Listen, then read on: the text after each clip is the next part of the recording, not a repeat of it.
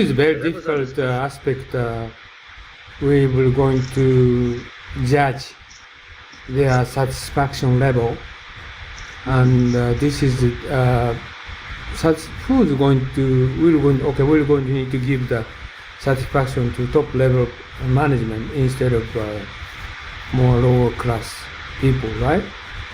Right. And also many cases we have a problem for customer satisfaction is based upon their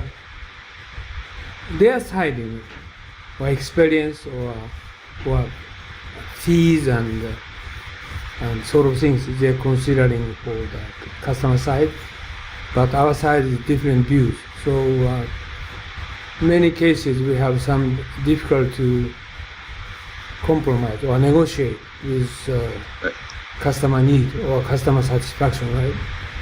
So we have lots of problem for how to grasp or how to compromise, how to negotiate with those people. Worst case, they're going to sue us. Right.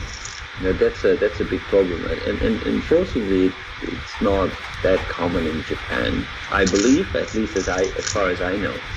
But if you're doing business overseas, if you are providing services or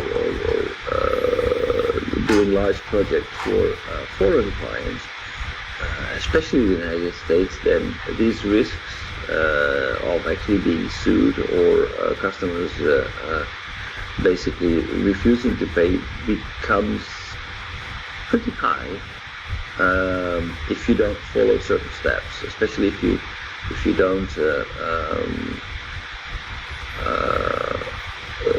be predictable.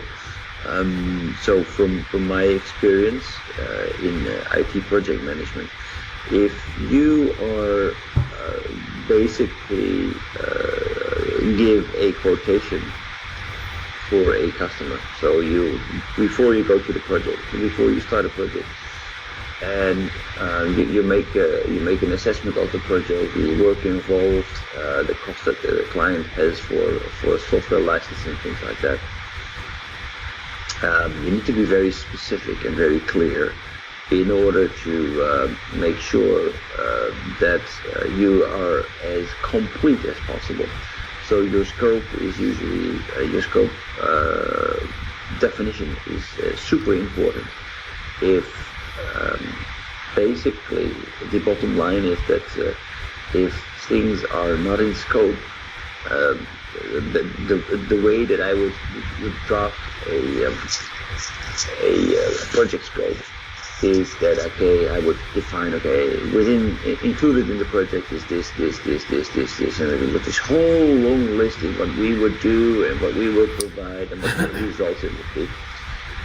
And then very important at the end, there would be not in scope, and I would try to specify it. And there was always a very important sentence in the proposal, and things that are not defined in scope are not considered to be part of this project.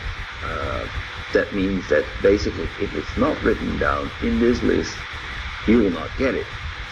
And what that would mean is that if we would later on find out that there are things that are missing from the project scope, then actually the customer will need to pay extra because it was not part of the delivery. This is not part of the costs that we expected to make. Now, if during the project, as a project manager, you would say to the customer would say, hey, but I also need this, then you would need to make this constant assessment, like, okay, right, well, I can see based on their business needs that they indeed need this functionality. Now, I can say, all right, so we need to basically add this to our scope. That would mean delays, that would mean extra costs. Now, who's going to pay for that? In many cases, also that depends a little bit on the size of the project, the profitability of the project, and the relationship that you're having with your team. But in 9 out of 10 times, I would go back to the project, to the to the contract and say, well, very sorry, dear client, but as you can see in our scope description, we did not agree on delivering this. So this is going to be charged extra, and I will have to make an estimate for the extra work, and the customer will have to agree to that.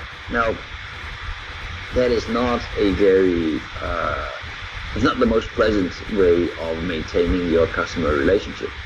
On the other hand, if I would give away this work, my employer, if I would not charge them, or if I would charge less than what it would cost us to make it, then my employer would be very unhappy, and they would say, well, that's unacceptable. We are losing money on this project, so and it's not in the scope, so you need to manage it, so go ahead and do it. So there is this balancing act that you need to do, and especially in projects where customers are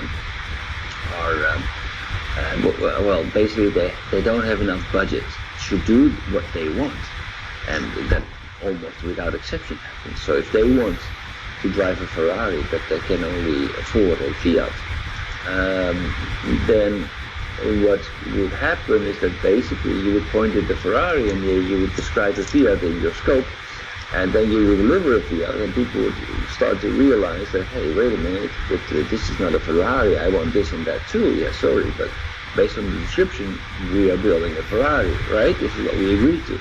If you want to have a Ferrari, then you'll need to buy a bigger engine. So, but the bigger engine costs more, so please pay me more to build a bigger engine. Now, so this is where you have to be very careful as a Japanese company. So first of all, when pitching a project, you might conclude that, well, basically, I understand this client wants a Ferrari, so based on their budget, we can never do this project. Or you offer a project proposal that basically builds a Ferrari. Whereas your competitor makes an estimate that is much lower than yours, because they are not offering a Ferrari, they're offering a Fiat, but show like it is a Ferrari. So that's how you can lose projects before they even get started. Yeah, risk management is that actually the customer will stop paying, you lose the customer, but the mainstream line of thought in these kinds of cases is that it's better to have a customer and lose it later than not to have the project at all, not to have the business at all. So this is a very kind of common case.